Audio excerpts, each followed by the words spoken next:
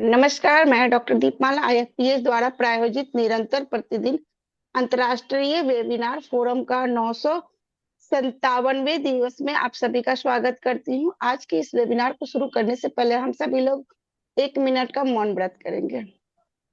आप सबों का पुनः से फिर से थे। आज के हमारे गेस्ट स्पीकर हैं डॉक्टर आलोक कुमार। मैं इनका छोटा सा इंट्रो दे रही हूँ। डॉक्टर आलोक कुमार ने बीएचएमएस किया है, एमडी किया है और ये पटना में कंकड़बाग में अकाड़ा होम्योपैथी में होम्योपैथिक सलाहकार के रूप में 2 वर्षों से कार्यरत है। इनका आज का टॉपिक है वन साइडेड डिजीज और होम्योपैथी में इसका क्या इलाज है, इसके बारे में डॉक्टर आलोक आज हम लोगों के बीच इस टॉपिक पर चर्चा करेंगे। सो डॉक्टर आलोक, आपका ये पीएच मंच पे बहुत बहुत स्वागत है। Over to you doctor. Thank you ma'am. Good afternoon to all of you. Ma'am, मेरा स्क्रीन यस विजिबल है? Yes. Yes yes, thank you. आपका स्क्रीन विजुअल है।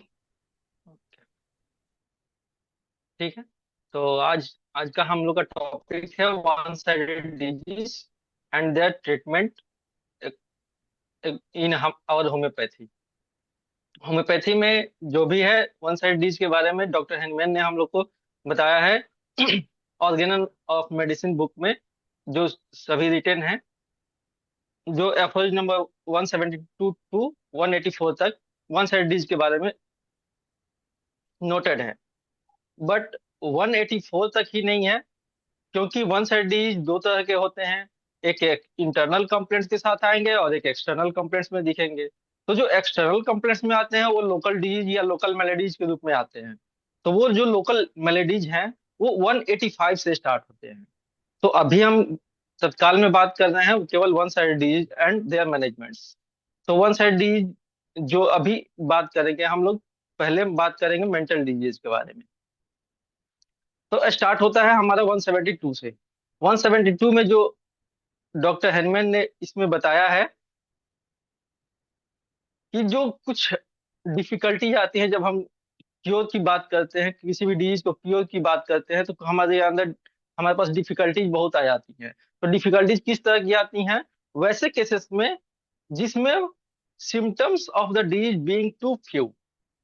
ऐसे केसेस जहां पे हमारे हमारे पास बहुत ही कम सिम्टम्स मिलते हैं, एक या दो सिम्टम्स। वैसे केसेस में हमें बहुत ही डिफिकल्टी आती हैं क्यूर करने के लिए। इसके बाद 173 में इसी का फर्दर डिफिनीशन डॉक्टर हेनमैन ने बताया है कि वन साइडेड डिजीज एक्चुअली हम कहेंगे किस डिजीज को, या कोई पेशेंट आता है तो कंप्लेन अपना बताता है, तो उसमें हम कैसे अपना सर्च करेंगे कि ये वन साइडेड डिजीज शो कर रहा है या कंप्लीट डिजीज शो कर रहा है। तो इसमें डिफिनीशन के बारे में बताया गया 173 में कि few symptoms, disease which have only few symptoms, less amenable to cure। कुछ सिम्टम्स मिलेंगे, may be termed as one sided disease. कुछ ही सिम्टम्स मिलेंगे जो क्योर के लिए बहुत ही डिफिकल्टीज होंगे। इसके आगे फर्दर डिफिनीशन के बारे में फिर बताया गया, ओनली वन और two principal symptoms which obscure almost all the others. ऐसे केसेस आएंगे जहां पे पेशेंट आएगा तो बताएगा बस एक या दो सिम्टम्स, ओनली वन और टू प्रिंसिपल सिम्टम्स बताएगा, और बाकी के सारे उसके सारे सिम्टम्स जो होंगे वो सब ऑब्सक्योर हो जाएंगे। वही दो एक दो प्रिंसिपल सिम्टम्स जो होते हैं, बाकी सारे सारे सिम्टम्स को ऑब्सक्योर करके बस वो प्रिंसिपल सिम्टम्स बने रहते हैं। इस और इसके बारे में जनरली ये क्या बताया गया है कि ये क्रोनिक डिजीज के क्लास के हैं। जितने भी वन साइड डिजीज होंगे वो सारे के सारे क्रोनिक डिजीज क्लास के होंगे। वो एक्यूट केस नहीं होंगे, सारे क्रोनिक केस होंगे, जो एक लंबे समय से पेशेंट सफर कर रहा होता है। बाकी उसके सारे सिम्टम्स ऑब्सक्योर हो जाएंगे, लेकिन प्रिंसिपल सिम्टम्स एक या दो बचे रहेंगे, और उसी सिम्टम्स को लेकर के वो हम लोग के पास आता है। तो फर्दर इसके बाद डॉक्टर हैनीमैन ने बताया है कि जो वन साइड डिजीज आता है वो वन साइडेड डिजीज दो तरीके का हो सकता है। अब वो दो तरीके के मतलब उसके टाइप्स के बारे में बताया उन्होंने कि दो तरीके का कैसा हो सकता है। तो their principal symptoms may be either an internal complaints, या तो केवल इंटरनल कंप्लेंट्स उसको होंगे। तो इंटरनल कंप्लेंट्स किस तरह से?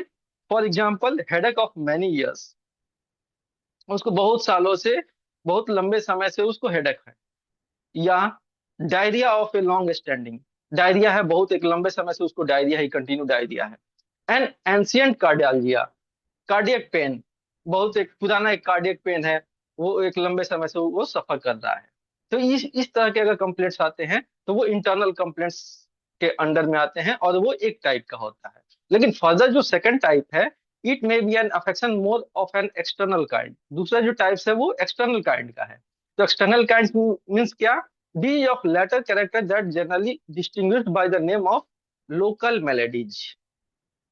पहले भी हमने बताया कि लोकल मेलेडीज, लोकल डिजीज जो होता है उसी को लोकल मेलेडीज बोला गया है।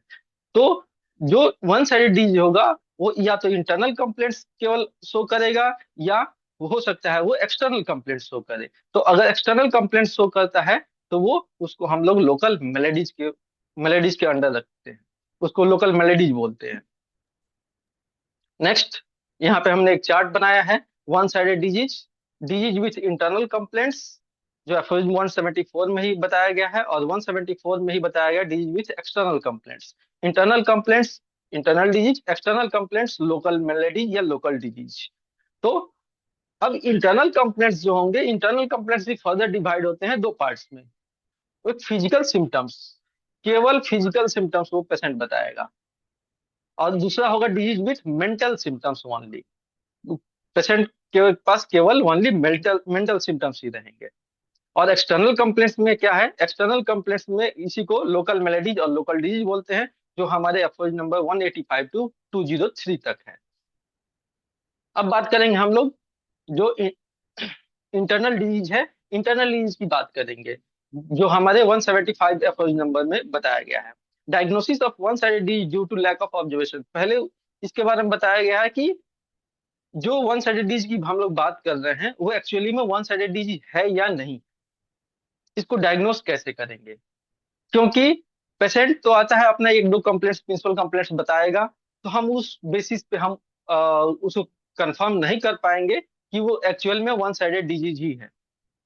क्योंकि ऐसा भी हो सकता है कि वहां पे फिजिशियन का जो ऑब्जर्व कर रहा है, जो फिजिशियन बैठा हुआ है क्लिनिक में, हो सकता है उसकी भी अपनी कुछ कमियां हैं, वो कमी की वजह से वो पेशेंट के अंदर के वो कंप्लेंट्स को नहीं ले पा रहा है, प्रॉपर वो अब्जॉर्ब नहीं कर पा रहा है, इस वजह से भी वो उसको वन साइडेड डिजीज डायग्नोस कर सकता है।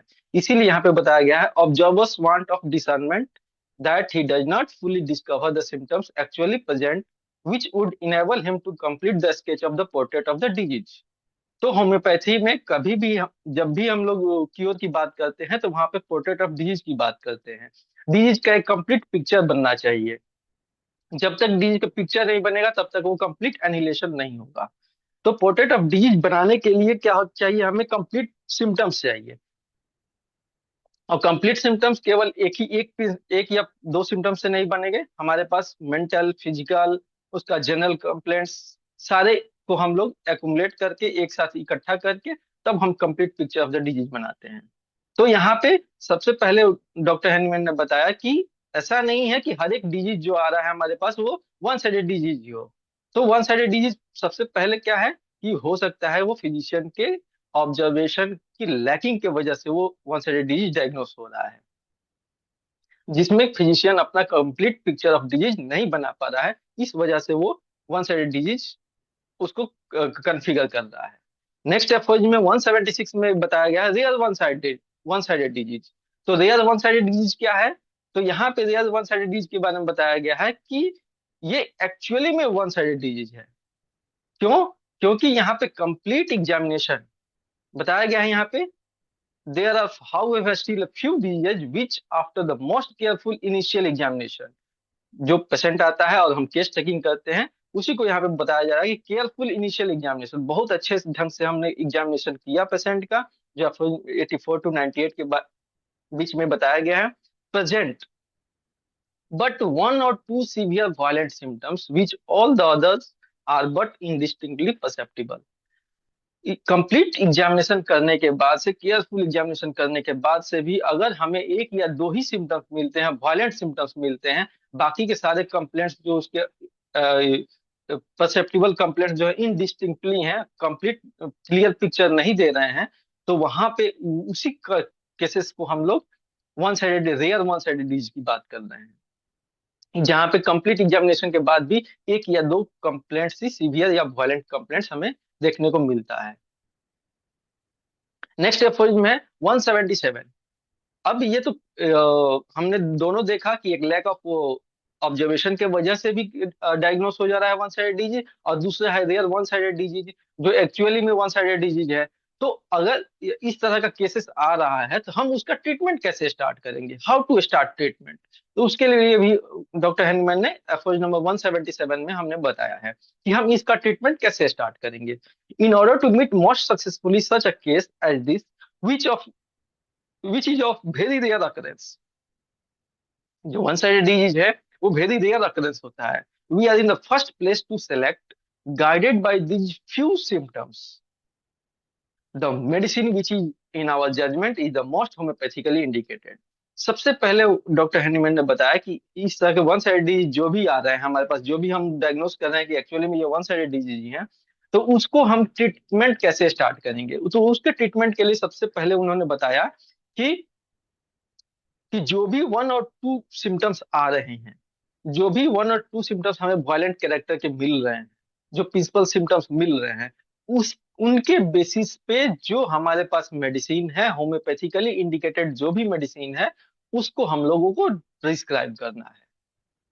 तो यहाँ पे क्लियर उन्होंने बता दिया कि हमें ज्यादा ये परेशान नहीं होना है, कंप्लीट पिक्चर लेंगे। अगर कंप्लीट केस टेकिंग करेंगे उसके बावजूद भी हमें वन और टू प्रिंसिपल सिम्टम्स से मिलते हैं, तो भी हमें क्या करना है, वन और टू प्रिंसिपल के सुटेबल जो भी हमारी होम्योपैथिकली सुटेबल मेडिसिन है, रेमेडी निकल के आती है जो हमारे नॉलेज में है, वो हमें पहले प्रिस्क्राइब करना है।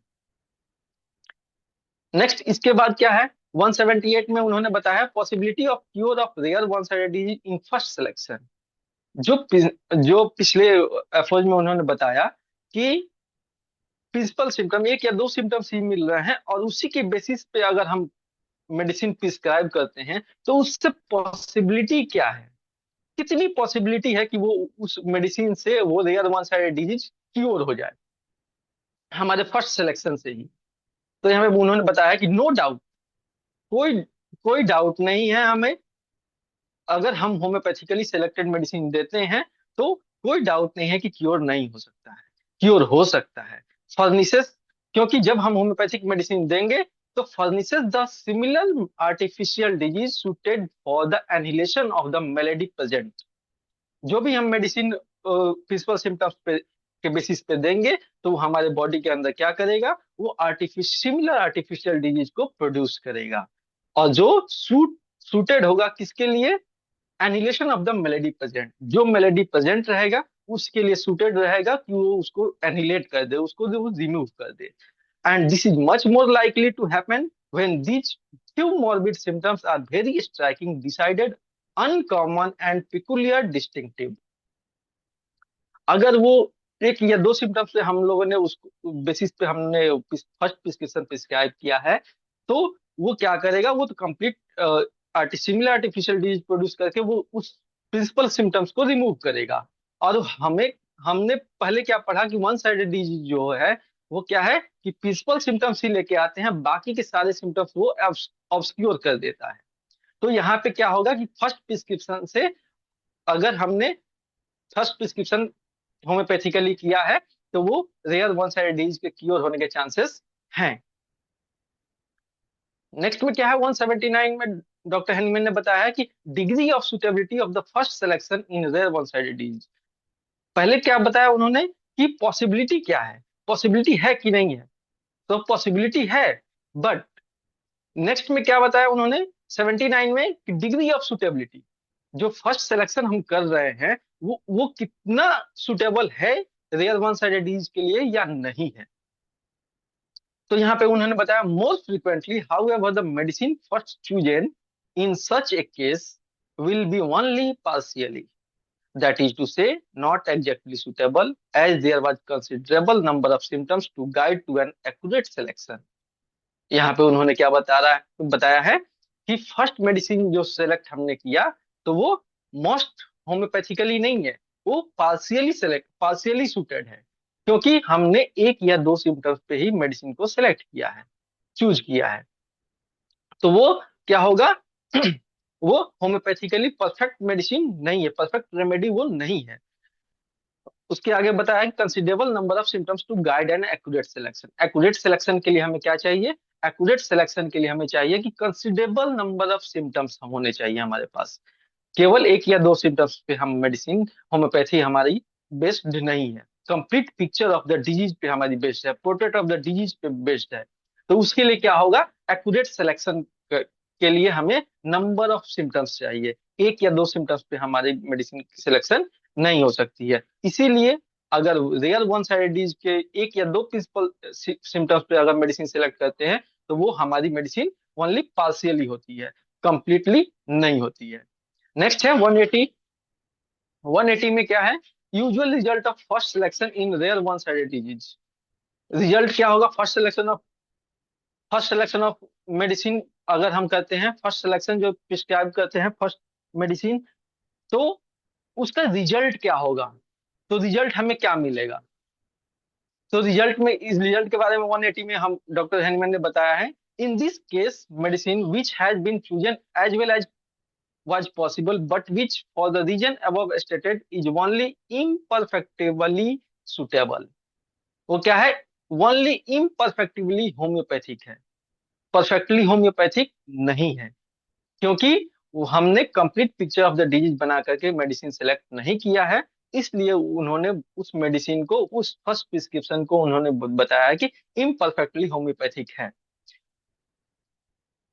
will in its action upon the disease that is only partially analogous। वो क्या है? only partially analogous है to it, just as in case mentioned above where the limited number of homeopathic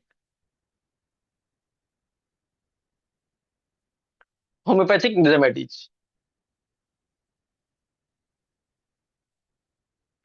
selection imperfect produces। अब इसी approach में उन्होंने further क्या बताया है कि अगर जो इम्परफेक्टली होम्योपैथिक मेडिसिन हमने सेलेक्ट किया है, वो इम्परफेक्टली होम्योपैथिक मेडिसिन हमारे बॉडी के अंदर सिमिलर आर्टिफिशियल डिजीज प्रोड्यूस किया, और सिमिलर आर्टिफिशियल डिजीज प्रोड्यूस करके जो प्रिंसिपल सिम्टम्स के बेसिस पे हमने किया कि प्रिंसिपल सिम्टम्स को रिमूव कर दिया, बट उसके साथ और क्या करेगा? वो जो मेडिसिन हमने सेलेक्ट किया था वो और एक और काम करेगा। imperfect selected medicine produce accessory symptoms। ये बहुत ही इंपॉर्टेंट चीज है, एक्सेसरी सिम्टम्स। एक्सेसरी सिम्टम्स क्या है? तो एक्सेसरी सिम्टम्स वैसे सिम्टम्स हैं जो उस डिजीज के अंदर वो छुपे हुए थे, जो उस वन साइडेड डिजीज के अंदर वो छुपे हुए थे, और केवल प्रिंसिपल सिम्टम्स को वो प्रोड्यूस कर दिए। तो उसी के बारे में यहाँ पे एक्सेसिव सिम्टम्स के बारे में वो उन्होंने हमें बताया कि एक्सेसिव सिम्टम्स अगर इम्परफेक्ट होम्योपैथिक मेडिसिन सेलेक्ट करते हैं और वो फर्स्ट प्रिस्क्रिप्शन देते हैं तो हमें क्या मिलेगा? नेक्स्ट टाइम जब पेशेंट आएगा तो हमें एक्सेसिव सिम्टम्स मिलेगा। Several phenomena from its own array of symptoms are mixed up with the patient's state of health। ये जो एक्सेसिव सिम्टम्स आएगा, वो एक्सेसिव सिम्टम्स जो पेशेंट का स्टेट ऑफ हेल्थ है उसके साथ वो मिक्सड अप हो जाएगा। which are however at the same time symptoms of the disease itself, although the may have been hitherto never or very rarely perceived। हो सकता है कि वो जो एक्सेसिव सिम्टम्स आए वो पेशेंट के हेल्थ के साथ तो मिक्सअप हो जाएंगे, हो सकता है जो प्रेजेंट कंप्लेंट्स पेशेंट लेके आया था उसके साथ भी मिक्सड अप हो जाए, या हो सकता है कि ऐसे कंप्लेंट्स उसको दिखने को मिले कि जो पेशेंट ने कभी वो परसीव ही नहीं किया, नेवर और वेरी रेयरली परसीव्ड, कभी परसीव ही नहीं किया। इस तरह के भी कंप्लेंट्स उसको एक्सेसिव सिम्टम्स के अंदर में आ सकते हैं। Some symptoms which the patient had never previously experience. कुछ ऐसे सिम्टम्स आ सकते हैं जो पेशेंट ने कभी प्रीवियसली एक्सपीरियंस नहीं किया, और others he had only felt indistinctly become more pronounced। हो सकता है कभी वो कुछ सिम्टम्स ऐसे भी आ सकते हैं जो पहले कभी थोड़ा सा परसीव किया हो और बाद में वो प्रोनाउंस्ड हो गए। कभी पहले थोड़ा बहुत पता चला लिटिल इंटेंसिटी के साथ, लेकिन अभी क्या है वो हाई इंटेंसिटी के साथ वो आ गए। तो इस एफर्ज में 180 एफर्ज में डॉक्टर हैनीमैन ने बताया कि जब फर्स्ट सिलेक्शन हम कर रहे हैं, फर्स्ट सिलेक्शन का यूजुअल रिजल्ट हमें क्या मिलेगा। तो यूजुअल रिजल्ट यही मिलेगा कि जो प्रिंसिपल सिम्टम्स थे तो वो उसकी इंटेंसिटी कम हो सकती है या वो हो सकता है ऑब्सक्योर हो जाए, लेकिन उसके साथ हमें एक्सेसिव सिम्टम्स मिलेंगे। और एक्सेसिव सिम्टम्स में हो सकता है कुछ प्रीवियस कंप्लेंट्स आए या कुछ न्यू कंप्लेंट्स आए, या को कभी लिटिल इंटेंसिटी के साथ आए हुए रहते हैं, वो हाई इंटेंसिटी के साथ यहाँ पे हमें देखने को मिल सकते हैं एक्सेसिव सिम्टम्स में। नेक्स्ट है 188 एफर्ज में। अब हमारे पास एक्सेसिव सिम्टम्स आ गए, तो अब इस एक्सेसिव सिम्टम्स का हम क्या करेंगे। तो उन्होंने बताया है कि 181 एफर्ज नंबर में कि importance of excessive symptoms for treatment. One sided disease को ट्रीट करने के लिए एक्सेसिव सिम्टम्स का इंपॉर्टेंस क्या है। तो एक्सेसिव सिम्टम्स के इंपॉर्टेंस के बारे में बताया है। Let it not be objected that the excessive phenomena and new symptoms of this disease. Excessive phenomena and new symptoms of जो पेशेंट हमारे पास आया था उसके पास एक ही दो सिम्टम्स थे, लेकिन अभी क्या है कि एक्सेसिव सिम्टम्स आने के पास उसके आने के बाद उसके पास न्यू सिम्टम्स आ गए। उसी बीमारी के न्यू सिम्टम्स उसके पास देखने को मिलने लगे।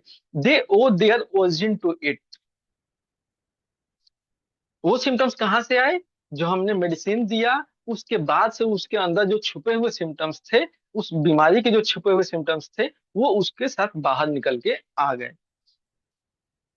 इसी अप्रोच में बताया गया है कि such a nature as this disease was itself capable of producing in this organism. जो ये सिम्टम्स एक्सेसिव सिम्टम्स आए हैं वो क्या है, वो कैपेबल है। उनका नेचर क्या है कि disease itself capable of producing in this organism. उस ऑर्गेनिज्म में वो सारे सिम्टम्स वो डिजीज वो प्रोड्यूस कर सकता है। हमने क्या किया, हमने बस मेडिसिन दे करके उस छुपे हुए सिम्टम्स को और उसको उजागर किया। Summoned forth and induced to make their appearance by the medicine. हमने जो इम्परफेक्टली होम्योपैथिक मेडिसिन सेलेक्ट किया था उससे हमने क्या किया कि वो जो छुपा हुआ सिम्टम्स था हमने उसको समंड किया, जिससे वो बाहर इंड्यूस हो गया, हमारे सामने वो कंप्लीट बन के निकल गया। Given owing to its power to cause similar symptoms.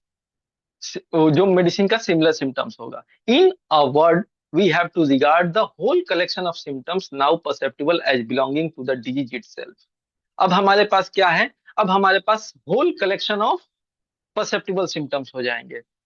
हमारे पास एक या दो सिम्टम्स पेशेंट लेके आया और अभी क्या है हमने इम्परफेक्ट सुटेबल मेडिसिन दे करके उसके एक्सेसिव सिम्टम्स को जब हमने उजागर किया है, बाहर निकाला, तो हमारे पास एक होल कलेक्शन ऑफ सिम्टम्स मिल जाएंगे as the actual existing condition and to direct our further treatment accordingly. और जब ये हमारे पास एक कलेक्शन ऑफ सिम्टम्स निकल जाएंगे तब ये हमको हेल्प करेगा फर्दर ट्रीटमेंट अकॉर्डिंगली, और उसी के अकॉर्डिंग हम आगे की ट्रीटमेंट करेंगे। नेक्स्ट है फॉलोइंग 182। 182 में बताया जा रहा है imperfect selection leads to select right one. कैसे जो फर्स्ट प्रिस्क्रिप्शन हमने किया इम्परफेक्ट सिलेक्शन, वो कैसे हमको ले जा रहा है राइट वन की तरफ, राइट सिलेक्शन की तरफ। तो इसमें बताया गया imperfect selection of the medicament. जो हमने फर्स्ट प्रिस्क्रिप्शन इम्परफेक्ट सिलेक्शन किया which was in this case almost inevitable owing to the too limited number of symptoms present. जो हमारे पास टू लिमिटेड सिम्टम्स प्रेजेंट थे और उसके बेसिस पे इम्परफेक्ट सिलेक्शन जो हमने किया serves to complete the display of the symptoms of the disease. वो हमें क्या दिया, वो हमें सर्व किया क्या, complete the display of the symptoms of the disease के कंप्लीट सिम्टम्स को डिस्प्ले कर दिया। And in this way facilitates the discovery of a second more accurately suitable homeopathic medicine। जब वो हमें डिस्प्ले कर दिया, कंप्लीट सिम्टम्स डिस्प्ले कर दिया, तो हमें हमें आसानी क्या हो गई, हमें आसानी ये हो गई कि accurate suitable homeopathic medicine select करने में बहुत ही ज्यादा आसानी हो गई। तो इस तरीके से 182 में डॉक्टर हैनीमैन ने बताया कि इम्परफेक्ट सिलेक्शन जो हमने किया, उससे हम किस किस तरीके से राइट सिलेक्शन की तरफ जा रहे हैं। नेक्स्ट एफर्ज है 183, व्हेन सेकंड प्रिस्क्रिप्शन मेड, कब हम सेकंड प्रिस्क्रिप्शन करेंगे। फर्स्ट प्रिस्क्रिप्शन तो कर दिए कि इम्परफेक्ट एक दिए, दो सिम्टम्स पे कर दिए, फिर एक्सेसिव सिम्टम्स आ गए, एक्सेसिव सिम्टम्स के साथ हमने प्रेजेंट कंप्लेंट्स को अटैच करके एक कलेक्शन ऑफ सिम्टम्स बना लिया। लेकिन इसके बाद वो बता रहे हैं कि हम सेकंड प्रिस्क्रिप्शन कब करेंगे। सेकंड प्रिस्क्रिप्शन के लिए कुछ कंडीशंस हैं। whenever therefore the dose of the first medicine causes to have a beneficial effect, जब हमारा फर्स्ट मेडिसिन जो फर्स्ट प्रिस्क्रिप्शन है वो बेनिफिशियल इफेक्ट शो करता है। ऐसे भी केंट ऑब्जर्वेशन में भी, केंट सेकंड प्रिस्क्रिप्शन में भी बताया जाता है कि फर्स्ट प्रिस्क्रिप्शन कब कहा जाएगा, तो फर्स्ट प्रिस्क्रिप्शन तभी कहा जाएगा जब हमारा फर्स्ट प्रिस्क्रिप्शन मेडिसिन एक्ट करता है, तभी हम सेकंड प्रिस्क्रिप्शन पे पहुंचते हैं। तो वही बात यहाँ पे बताया जा रहा है कि सेकंड प्रिस्क्रिप्शन कब करेंगे। तो डॉक्टर हेनमैन भी वही बात कर रहे हैं कि पहला जो प्रिस्क्रिप्शन है, फर्स्ट मेडिसिन जो है वो बेनिफिशियल इफेक्ट करता है, तब हम सेकंड प्रिस्क्रिप्शन की तरफ आगे बढ़ेंगे। तो जब फर्स्ट प्रिस्क्रिप्शन बेनिफिशियल हो जाएगा, फर्स्ट मेडिसिन जो है वो बेनिफिशियल इफेक्ट दिखाएगा, तो उसके साथ बताया गया कि the newly developed symptoms do not by reason of the gravity demand more speedy aid, which however the minuteness of the dose of homeopathic medicine and the very chronic disease is excessively rare। जो new symptoms develop होंगे वो तो rare होंगे, लेकिन वो medicine की वजह से होंगे। A new examination of the disease must be instituted, जब एक्सेसिव सिम्टम्स आ जाए और जब हमारा फर्स्ट मेडिसिन बेनिफिशियल इफेक्ट किया है और उसके साथ एक्सेसिव सिम्टम्स जब आ जाए, तब हमें क्या करना है, a new examination of the disease must be instituted. Kent का सेकंड प्रिस्क्रिप्शन का जो रूल है, सेम टू सेम यही यहाँ से लिया गया है। जो यहाँ पे दिखाया जा रहा है कि सेकंड प्रिस्क्रिप्शन कब करेंगे, जब हमारा फर्स्ट प्रिस्क्रिप्शन इफेक्ट किया, बेनिफिशियल इफेक्ट किया, उसके बाद से हम फिर एक न्यू एग्जामिनेशन करेंगे पेशेंट का। The status must be as it now, it must be noted down and a second homeopathic remedy selected। और एक कंप्लीट जब एग्जामिनेशन करेंगे तो फिर एक हमारा अच्छा कंप्लीट पिक्चर बनेगा, complete picture of the disease बनेगा, और उस बेसिस पे हम सेकंड होम्योपैथिक रेमेडी सेलेक्ट करेंगे in accordance with which shall exactly suit the present state, and one which shall be all the more appropriate can then be found as the group of symptoms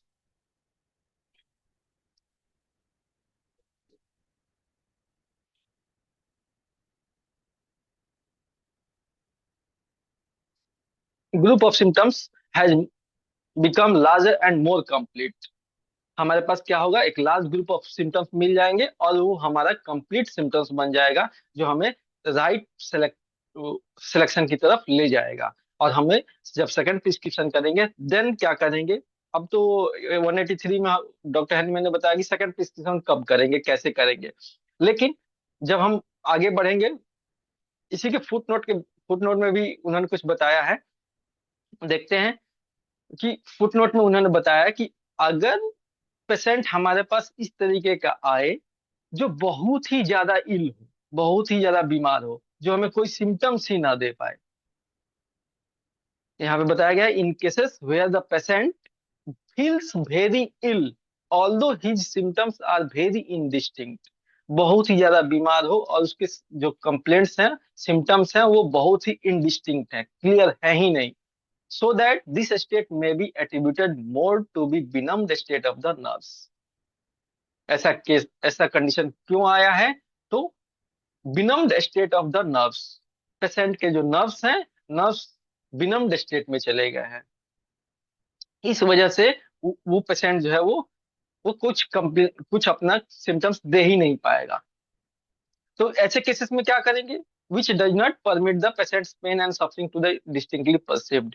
अगर benumbed state of state में nerves चले गए हैं, तो उससे क्या होगा, patient अपना पेन सफरिंग डिस्टिंक्टली परसीव ही नहीं कर पाएगा, क्लियरली परसीव ही नहीं कर पाएगा। और जब क्लियर परसीव नहीं कर पाएगा तो वो हमें कुछ कंप्लीट पिक्चर या कुछ अपना डिस्टिंक्टली सिम्टम्स दे ही नहीं पाएगा। तो ऐसे कंडीशन में हमें क्या करना है, ऐसे कंडीशन के लिए डॉक्टर हैनमैन ने बताया कि this torpor of the internal sensibility is removed by opium. वैसे केसेस में हमें ओपियम से वो जो बिनम स्टेट ऑफ द नर्व्स है उसको हम लोग रिमूव कर सकते हैं। And in its secondary action of the symptoms of the disease become distinctly apparent. और ओपियम देने के बाद से जब सेकेंडरी एक्शन होगा, तो सेकेंडरी एक्शन के बाद से जो सिम्टम्स आएंगे वो हमारा डिस्टिंक्टली अपरेंट होगा, और वो पेशेंट आकर के क्लियर हमें बताएगा कि एक्चुअली में उसके साथ कंप्लेन क्या आ रहे हैं। तो इस एफर्ट में 183 में उन्होंने सेकंड प्रिस्क्रिप्शन के बारे में बताया कि सेकंड प्रिस्क्रिप्शन कब करेंगे, तो फर्स्ट प्रिस्क्रिप्शन जब बेनिफिशियल हो गया तब करेंगे। लेकिन उसी के साथ एक कंडीशन उन्होंने ऐड कर दिया कि अगर पेशेंट कुछ बता नहीं पा रहा है, कुछ क्लियर नहीं बता पा रहा है, उसे कुछ क्लियर परसीव नहीं हो पा रहा है, तो उस केस में हम क्या करेंगे। तो उस केस के लिए हमें क्या करना है कि ओपीएम दे करके उसकी जो सेंसिबिलिटी है उसको एक्साइट कर देना है। और जब ओपीएम देंगे, उसकी सेंसिबिलिटी एक्साइट होगी, तो सेकेंडरी एक्शन के थ्रू उसको उस वो जो पेशेंट है वो परसीव करेगा और तब हमें क्लियर पिक्चर बताएगा। नेक्स्ट एफर्ज में 184 में conduction of treatment of cure.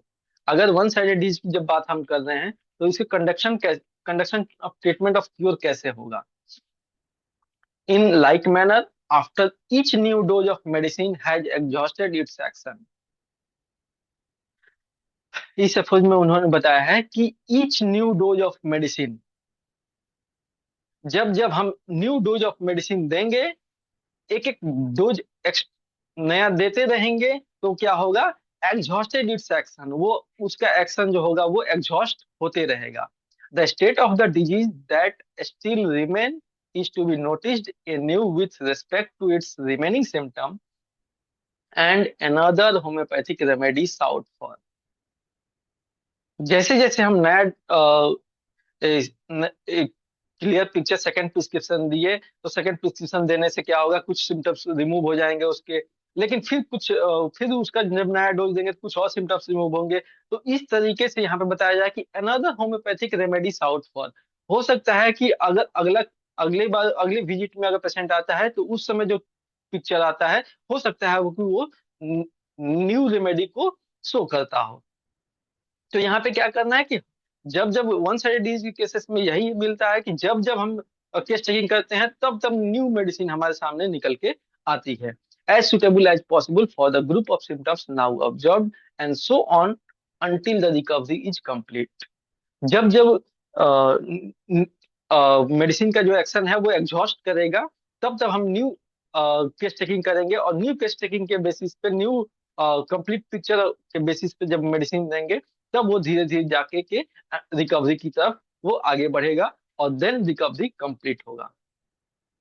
तो यहाँ तक एफोरिज्म नंबर 184 तक, 172 टू 184 तक डॉक्टर हेनीमैन ने वन साइडेड डिजीज के बारे में बताया कि वन साइडेड डिजीज एक्चुअली है क्या, कब कहेंगे वन साइडेड डिजीज, और रेयर वन साइडेड डिजीज का ट्रीटमेंट कैसे करेंगे, रेयर वन साइडेड डिजीज को पहचानेंगे कैसे, और उसके ट्रीटमेंट के लिए हमें क्या करना होगा। फर्स्ट प्रिस्क्रिप्शन कैसे इम्परफेक्टली करना होगा, फिर एक्सेसिव सिम्टम्स आएंगे, न्यू टेस्टिंग करना होगा, और फिर उसके बेसिस पे हम फिर सेकंड प्रिस्क्रिप्शन करेंगे, और सेकंड प्रिस्क्रिप्शन करके जैसे जैसे न्यू डोज देते जाएंगे और वैसे वैसे हमारा पिक्चर क्लियर होते जाएगा, और हो सकता है वो नया मेडिसिन निकल के सामने आते रहे। और जब नया नया मेडिसिन आएगा तो वैसे अगर न्यू मेडिसिन का प्रिस्क्राइब करते हैं, न्यू रेमेडी प्रिस्क्राइब करते हैं, इस तरीके से वो धीरे धीरे वो रिकवरी की तरफ बढ़ेगा, और रिकवरी होते होते वो कंप्लीट क्योर हो जाएगा। यही conduction of treatment of one sided disease है। यहाँ तक 184 तक तो वन साइडेड डिजीज के बारे में बताया गया। तो यहाँ तक था इंटरनल डिजीज के बारे में। बट 185 टू 203 में क्या है, लोकल मेलेडीज के बारे में बात किया जा रहा है। लोकल मेलेडीज भी हमारा वन साइडेड डिजीज ही है। पहले ही हमने बताया कि दो टाइप्स के हो रहे हैं, इंटरनल डिजीज और एक्सटर्नल डिजीज। तो external disease local melodies and external application, इसके बारे में इस एफर्ज में एक्सटर्नल एप्लीकेशन के बारे में बताया जाएगा। पहले इंटरनल डिजीज में क्या होगा, इंटरनल डिजीज में फिजिकल और मेंटल दो तरीके के डिजीज हो सकते हैं, या तो फिजिकल या मेंटल। तो उसके बेसिस पे हम लोगों ने देखा कि कैसे उसका ट्रीटमेंट करेंगे। अब बात करते हैं लोकल मेलेडीज की। लोकल मेलेडीज में क्या करेंगे, तो जैसे ही हम बढ़ते हैं लोकल मेलेडीज की तरफ 185 एफर्ज में, तो डॉक्टर हैनीमैन बता रहे हैं allopathic idea of local melodies. Local melodies का एलोपैथिक आइडिया क्या है? एलोपैथिक साइड से अगर मॉडर्न पैथी में हम बात करें तो वो लोकल मेलेडी किसको बोलते हैं? Among the one-sided disease, an important place is occupied by the so-called local maladies, by which term is signified those changes and ailments that appear on the external parts of the body. Local melody किसको बोला जा रहा है कि वैसे changes and elements बीमारी that appear on the external parts of the body only, केवल वो एक्सटर्नल पार्ट्स पे शो कर रहे हैं। Till now, the idea prevalent in the schools was that these parts were alone morbidly affected. Allopathic idea क्या है कि अगर कोई लोकल मेलेडी होता है, external parts of the body पे कोई चेंजेस आते हैं, तो उनके अकॉर्डिंग केवल वही part part where alone morbidly affected, वही पार्ट अफेक्टेड होते हैं, and that the rest of the body did not participate in the disease, a theoretical absurd doctrine. Doctor Hahnemann इसी को थ्योरेटिकल एब्सर्ड डॉक्ट्राइन बताया उन्होंने। बहुत ही हमारे पैथी के लिए disastrous medical treatment which has lead to the most disastrous medical treatment, जिस जिसके लिए वो लोग ट्रीटमेंट जो देते हैं वो बहुत ही खतरनाक होता है, क्योंकि वो लोग एक्सटर्नल कंप्लेंट्स को, एक्सटर्नल मेलेडीज को वो लोग कहते हैं कि बस इसी पार्टिकुलर एरिया ही बॉडी का अफेक्टेड है, और उस पार्टिकुलर एरिया को ही वो ट्रीट करते हैं। और उस पार्टिकुलर एरिया को जब वो ट्रीट करते हैं, तो उसका वो जो ट्रीटमेंट होता है वही बहुत ज्यादा खतरनाक होता है। 185 में उन्होंने एलोपैथिक आइडिया बता दिया कि एलोपैथिक आइडिया क्या है। नेक्स्ट है 186 में, are local maladies really external. 186 में उन्होंने बताया है कि क्या लोकल मेलेडीज केवल एक्सटर्नल ही हैं या इंटरनल भी वो पहुंचते हैं। तो उन्होंने बताया those so called local maladies which have been produced a short time previously solely by an external lesion still appear at first sight to deserve the name of local disease। Local disease कौन है? कि local disease वही है जो ए short time previously, कुछ समय पहले, solely by an external lesion, केवल बाहरी किसी लीजन के वजह से अगर किसी पार्टिकुलर एरिया पे किसी तरह का प्रॉब्लम क्रिएट होता है, लीजन बनता है, still appear at first sight to deserve the name, और वो फर्स्ट प्राइमरी स्टेज में ही वहां पे प्रोड्यूस हो जाता है, तो ही उसको हम लोग लोकल डिजीज बोलते हैं। But then the lesion must be very trivial and in case that it would be of no great moment. ठीक है, तो अगर बाहरी किसी लीजन के वजह से पार्टिकुलर एरिया पे होता है, तो ही उसको हम लोग लोकल मेलेडीज एक्सटर्नली बोलते हैं, कि केवल वो एक्सटर्नली अफेक्टेड है, उस पार्टिकुलर एरिया पे अफेक्टेड है। बट यहाँ पे भी कंडीशंस है।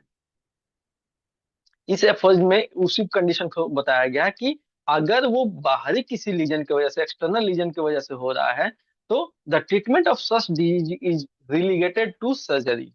वैसे केसेस के लिए सर्जरी रिलीगेटेड है, but is right only in so far as the affected part require mechanical add.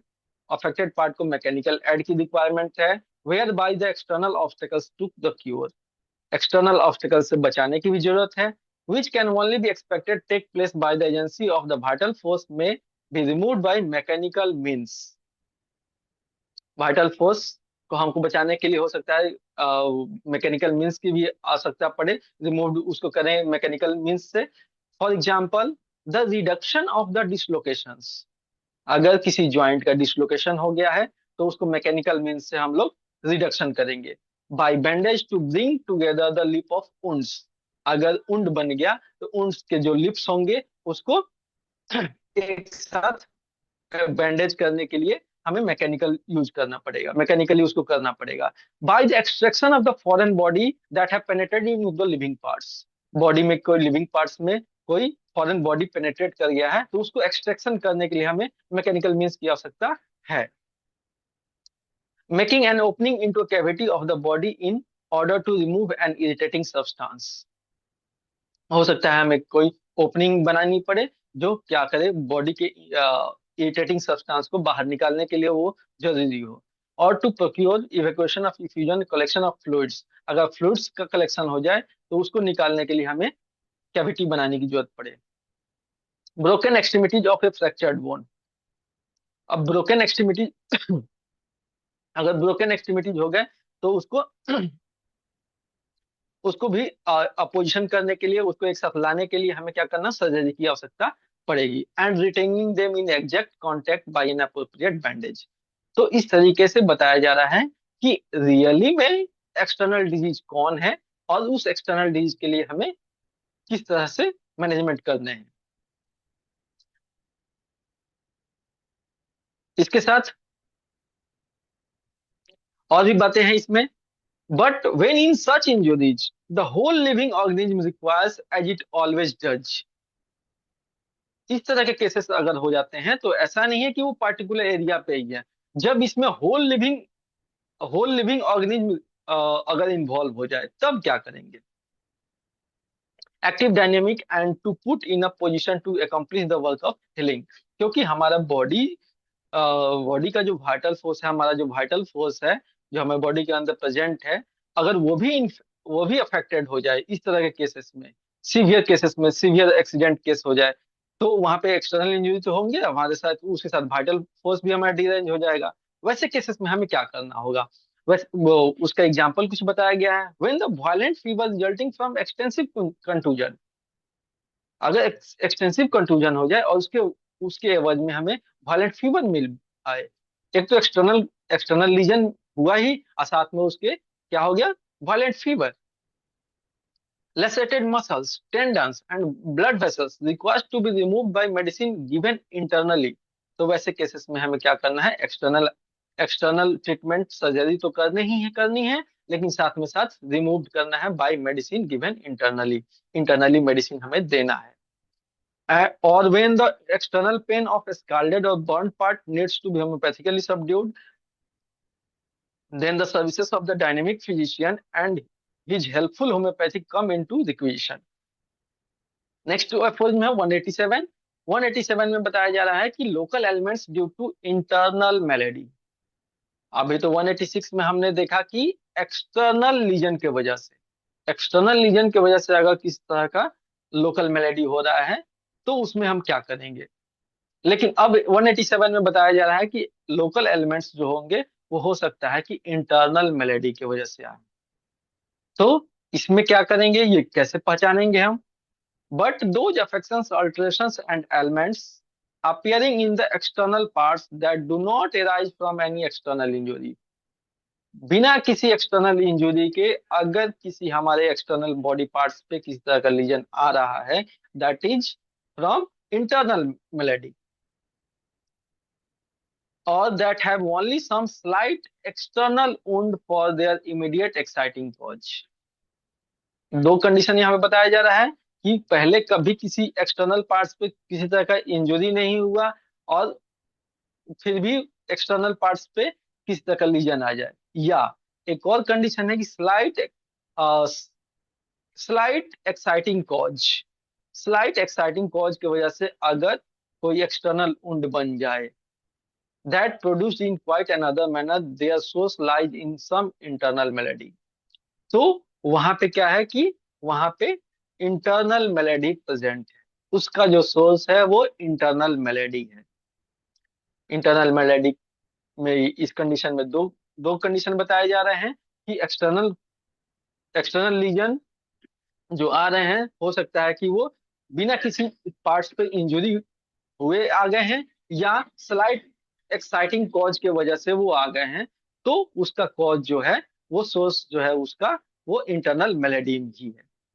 to consider them as mere local affection and at the same time to treat them only or almost only as it were surgically with topical application as the old school have done from the remotest ages is as absurd as in is pernicious in its result. अगर उस local melody को, local elements को हमने क्या किया कि local treatment की तरह, लोकल डिजीज की तरह जो एक्सटर्नल इंजरी से हुआ होगा होता है, और उस तरह से अगर हम ट्रीटमेंट कर दिए केवल इस पार्टिकुलर एरिया को, जैसे सर्जिकली विथ टॉपिकल एप्लीकेशन या किसी टॉपिकल एप्लीकेशन से किसी एक्सटर्नल एप्लीकेशन लगा करके जैसे ओल्ड स्कूल में किया जा रहा है, तो उससे क्या होगा कि वो बहुत ही ज्यादा खराब होगा उसका रिजल्ट। क्यों? क्योंकि यहाँ पे जो एक्सटर्नल लीजन आए हैं वो एक्सटर्नल लीजन हमारे इंटरनल मेलेडी की वजह से आए हैं, और इंटरनल मेलेडी की वजह से जो एक्सटर्नल लीजन आए हैं उसको हम लोग टॉपिकल एप्लीकेशन से ट्रीट नहीं करना चाहिए। अगर टॉपिकल एप्लीकेशन से ट्रीट करते हैं तो वो हमारे लिए बहुत ही ज्यादा खतरनाक होगा, उसका रिजल्ट जो होगा बहुत ही खतरनाक होगा। Local malady due to external cause, due to internal cause. 188 में are the local maladies purely topical, क्या लोकल मेलेडीज जो हैं वो कंप्लीटली प्योरली टॉपिकल ही होते हैं? तो अभी पीछे हम लोगों ने देखा कि नहीं, दोनों वजह से हो सकते हैं। हो सकता है वो पूरे बॉडी को इन्वॉल्व कर दे, पूरे ऑर्गेनिज्म को इन्वॉल्व कर दे। These affections were considered to be merely topical and were therefore called local disease, as if they were maladies wherein the organism took little or no part। ठीक है, अगर को एक पार्टिकुलर एरिया में ही अगर उसका इफेक्ट रह जाता है तो वो टॉपिकल कहलाएगा। और affections of this particular visible parts of which the rest of the living organism so to speak knew nothing. ठीक है, अगर एक पार्टिकुलर एरिया में ही रह गया तो वो टॉपिकल कहलाएगा, बट अगर वो पूरे ऑर्गेनिज्म को इन्वॉल्व करता है, हमारे वाइटल फोर्स को भी इन्वॉल्व कर लेता है, वाइटल फोर्स को डिरेंज कर देता है, या इंटरनल कंप्लेंट्स हमारे प्रोड्यूस हो जाते हैं, तो वो टॉपिकल नहीं रह जाता है, वो फिर इंटरनली भी पहुंच जाता है। 189 external local elements arise, persist or even grow worse without an internal cause। क्या एक्सटर्नल लोकल एलिमेंट्स जो है वो बिना इंटरनल कॉज के वो एराइज कर सकते हैं, परसिस्ट कर सकते हैं और ग्रो कर सकते हैं? 189 में इसके बारे में बताया जा रहा है। नो एक्सटर्नल में yet very little reflection will suffice to convince us that no external malady can arise, persist or even grow worse without some internal cause, without the cooperation of the whole organism। Doctor Hahnemann clear यहाँ पे बता रहे हैं कि no external melody, external कोई ऐसा external melody नहीं है जो एराइज हो सके, परसिस्ट कर सके और ग्रो कर सके बिना इंटरनल कॉज के, बिना उस होल ऑर्गेनिज्म के कॉपरेशन के, which must consequently be in a disease state। It could not make its appearance at all without the consent of the whole of the rest of the health। जो external melody है वो बिना internal health, बिना rest of the health, बिना whole organism के consent के वो external complaints हमें दिखने को नहीं मिल सकता है। Without the participation of the rest of the living whole, बिना लिविंग ऑर्गेनिज्म के कंप्लीटली इन्वॉल्व हुए वो एक्सटर्नल कंप्लेंट्स हमें लोकल मेलेडी देखने को नहीं मिल सकता है।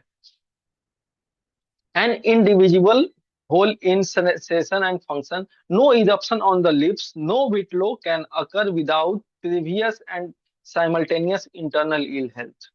कोई इरप्शन ऑन लिप्स या whitlow नहीं हो सकता है बिना प्रीवियस किसी साइमल्टेनियस इंटरनल इल हेल्थ की वजह से। जब तक हमारा इंटरनल हेल्थ इल नहीं होगा तब तक ना ही एक कोई लिप्स पे इरप्शन आ सकते हैं, ना ही whitlow हो सकते हैं। तो 190 नेक्स्ट एफर्ज में 190 में बताया जा रहा है कि most judicious, sure, efficacious and radical treatment क्या है। इस तरह के अगर एक्सटर्नल कंप्लेंट्स आते हैं, लोकल मेलेडी आते हैं, तो उसका ट्रीटमेंट क्या है, judicious, sure, efficacious and radical treatment क्या है। All true medical treatment of the disease on the external parts of the body that has occurrence from a little or no injury from without must therefore be directed against the whole, must effect the annihilation and cure of the general malady by means of internal remedies. If it is wished that the treatment should be judicious, sure, efficacious and radical. यहाँ पे doctor Hahnemann 190 Afroz में यही बता रहे हैं कि अगर कोई भी लोकल एलिमेंट्स हैं, लोकल डिजीज हैं, तो उसको बिना हम इंटरनल रेमेडी दिए हुए उसको एनहिलेट नहीं कर सकते हैं। उसके लिए हमें इंटरनल मेडिसिन देना ही देना है। जब तक नहीं देंगे तब तक वो ना ही जुडिशियस, श्योर और इफिकेशियस और रेडिकल क्योर तो बिल्कुल नहीं होगा। तो रेडिकल क्योर करने के लिए, हमें कंप्लीट क्योर करने के लिए हमें इंटरनल मेडिसिन, इंटरनल रेमेडीज देने की आवश्यकता है, तभी वो कंप्लीट एनिलेशन होगा उस डिजीज का। नेक्स्ट है 191, effect of suitable constitutional medicine on local ailments. Local ailments के केस में अगर हम constitutional medicine, suitable constitutional medicine देते हैं तो क्या होगा, उसका इफेक्ट क्या मिलेगा हमें। This is confirmed in the most unambiguous manner by experience. We saw in all cases that every powerful internal medicine immediately after its ingestion causes important changes in the general health of such patient and particularly in the affected external parts.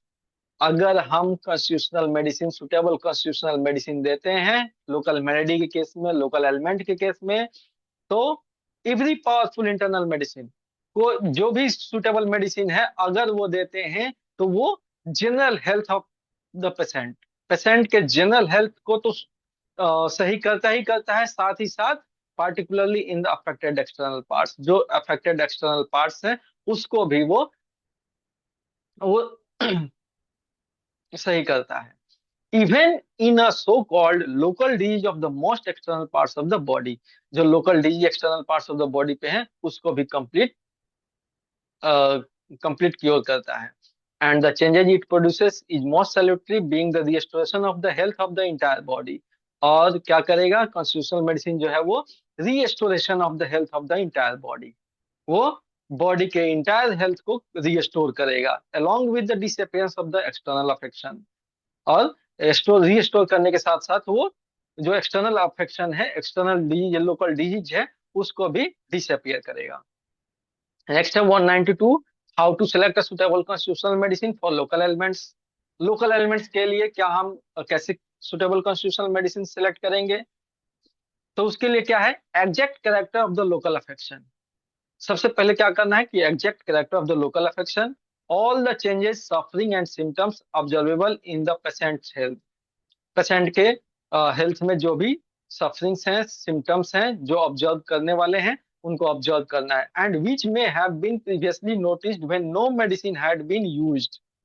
ये important बात होती है कि जब patient आता है हमारे पास तो पहले से ही बहुत सारी मेडिकेशन करके आता है, तो हमें ये बात जाननी जरूरी हो जाती है कि मेडिकेशन के पहले उसको क्या कंप्लेंट्स थे, वो मेडिकेशन के पहले क्या नोटिस किया था, क्योंकि आफ्टर मेडिकेशन बहुत सारे चेंजेस आ जाते हैं। इस वजह से एग्जैक्ट कैरेक्टर, लोकल अफेक्शन का एग्जैक्ट कैरेक्टर नोट करना है, और उसके बॉडी में क्या चेंजेस आते हैं, सफरिंग्स क्या हैं, और मेडिसिन लेने के पहले उसके अंदर क्या कंप्लेंट्स थे उसको हमें नोट करना है। Peculiar pathogenetic effects are known, are taken in conjunction to form complete picture of the disease. इन सब लेकर के हमें complete picture of the disease बनाना है before searching among the medicine which peculiar pathogenetic effect are known. और वैसा medicine search करना है हमें अपने मटेरिया मेडिका से कि जो ये अभी लोकल मेलेडी आया है वो वैसा लोकल मेलेडी, वैसा पैथोलॉजिकल चेंजेस हमारे किस रेमेडी के अंदर है, for a remedy corresponding to the totality of the symptoms so that the selection may be truly homeopathic। और जब इस तरह से हम सेलेक्ट करेंगे तो हमारा वो मेडिसिन जो होगा वो होम्योपैथिकली सेलेक्ट होगा। 193 में बताया जा रहा है, proving that the local affection dependent solely on a disease of the rest of the body and should only be regarded as inseparable part of the whole most considerable and striking symptom of the whole disease। जब हम proving के दौरान यहाँ पे बात की जा रही है, जब प्रूविंग करते हैं मेडिसिन की, तो मेडिसिन के अंदर फिजिकल कंप्लेंट्स तो दिखता ही दिखता है, साथ ही साथ वो पैथोलॉजिकल कंप्लेंट्स भी प्रोड्यूस करता है। तो पैथोलॉजिकल चेंजेस जो आएंगे, तो हमारे पास क्या आया, external complaints, that is pathology. तो पैथोलॉजिकल कंप्लेंट्स हमारे मेडिसिन में ऑलरेडी प्रूविंग के दौरान मिलते हैं। तो वैसे ही हमें क्या करना है, most considerable and striking symptoms of the whole disease, वही जो सिम्टम्स आते हैं वो होल डिजीज को हमें शो करते हैं। 194 है first number, external application of suitable medicine is useful और नॉट। जो हमने सुटेबल होम्योपैथिक मेडिसिन सेलेक्ट किया on the basis of proper case taking, अगर क्या हम उसका एक्सटर्नल एप्लीकेशन कर सकते हैं या नहीं, वो हमारे लिए यूजफुल है या नहीं है। It is not useful. Doctor Hahnemann ने 194 एफर्ज में क्लियर कर दिया कि it is not useful either in acute local disease और local disease of recent origin or in local affection that have already existed a long time। चाहे वो acute case हो या बहुत लंबे समय से आ रहा है, वहां पे लोकल एप्लीकेशन यूजफुल नहीं है। To rub in or apply externally to the spot on external remedy even though it be the specific and when used internally salutary by reason of its homeopathicity even although it should be at the same time administered internally। यहाँ पे ये doctor Henman दोनों बात कर रहे हैं कि ऐसा नहीं है कि जो कॉन्स्टिट्यूशनल मेडिसिन सेलेक्ट किया हम वो इंटरनली भी दे दें और एक्सटर्नली भी दे दें, बिल्कुल नहीं। केवल वो इंटरनली दीजिए और एक्सटर्नली एक्सटर्नली देने के लिए वो मना कर रहे हैं। 194 एप्रिल में एक और बात बताई जा रही है कि specific remedy for local elements both internal is advisable और नॉट, एडवाइज कर सकते हैं या नहीं, of the acute topical affection which have not been caused by external injury of proportionate violence but by dynamic or internal cause yield most surely to internal remedies homeopathically adapted to the perceptible state of the health present in the exterior and interior selected from the general store of proved medicine and generally without any other aid। तो यहाँ पे बात की जा रही है कि क्या जो मेडिसिन दे रहे हैं वो स्पेसिफिक रेमेडी जो है वो एडवाइस कर सकते हैं या नहीं। तो किस केसेस में, इन्फ्लामेशन इंडिविजुअल पार्ट्स स्प्लेस के केसेस में। तो यहाँ पे भी बताया जा रहा है not been caused by external injury, अगर एक्सटर्नल इंजुरी की वजह से नहीं हुआ है, बट बाय डायनेमिक और इंटरनल कॉजेज, अगर डायनेमिक और इंटरनल कॉजेज की वजह से हुआ है तो वहां पे हम इंटरनल रेमेडी ही होम्योपैथिकली देंगे जिससे वो रिमूव होगा। Generally without any other aid, बिना किसी अदर एड के हम इसको प्रिस्क्राइब करेंगे इंटरनली केवल। If suitable internal medicine fails to cure what does it means, अगर हम होम्योपैथिकली मेडिसिन जो सेलेक्ट किए थे अगर वो फेल करता है, इंटरनल मेडिकेशन फेल करता है, तो इसका मतलब क्या है। इसका मतलब है still remain in the affected spot and in the whole state notwithstanding good regimen, a relic of disease which the vital force is not competent to restore the normal state, then the acute disease was a product of sora which had hitherto remained latent in the doctor uterus। Alok, doctor sorry Yes, sorry, ma'am। समय पूरा। Actually अब Oh, आपका समय पूरा time हो गया। Over हो गया, हाँ काफी हो गया, इसलिए ओके मैं कुछ मैम। बोल नहीं पा रही थी। अच्छा अच्छा, एक्चुअली ओके, आपकी, सॉरी हाँ टाइम का ध्यान कोई नहीं नहीं, रहा। आप हाँ हाँ नहीं, नहीं मैंने वो भी लास्ट मोमेंट में ध्यान नहीं दिया। एक्चुअली आपका वो सेशन तो बहुत ही अच्छा था। सारा आप वन साइडेड रिमेडी के बारे में जितने भी एफोर्ड में बहुत ही अच्छे से आपको इसको डिस्क्राइब कर रहे थे, तो मैं भी ध्यान नहीं दी, बट हमारा टाइम एक्चुअली बिल्कुल खत्म हो गया। तो अब मैं इस टॉपिक पर आगे कुछ हमारा डिस्कशन भी नहीं हो पाएगा। अगर आपके पास नेक्स्ट ढेर सारे स्लाइड्स हैं तो कोई नहीं, आप नेक्स्ट फिर से ज्यादा सेशन स्लाइड्स में नहीं है, वो आपका टाइम 209 ले तक लिया की हैं जाएगा, और उसके बाद फिर जिसको आप मेंटल पूरा डिजीज आ जाएंगे तो हम कर देंगे। नेक्स्ट क्लास में हम कर देंगे, नेक्स्ट कभी कर देंगे या कर देंगे हम। नेक्स्ट क्लास में आप केस के हाँ साथ ठीक है, कर दीजिएगा। जी सर, नेक्स्ट क्लास में हम मेंटल डिजीज भी कंप्लीट कर देंगे इसमें। हमारा बिल्कुल मिनट हम लोग आगे हो गए। हम हमारा और इंग्लिश सेशन ओके स्टार्ट होने वाला है। तो thank you okay doctor, ma'am, बहुत थैंक ही यू मैम, अच्छा थैंक आपका यू, प्रेजेंटेशन रहा। हाँ, थैंक यू। एपीएच की तरफ से बहुत बहुत धन्यवाद। अब हमारा इंग्लिश सेशन स्टार्ट होने जा रहा है, सो अभी मंच में डॉक्टर धनेश सर को हैंड ओवर कर रही हूँ। Over to you sir.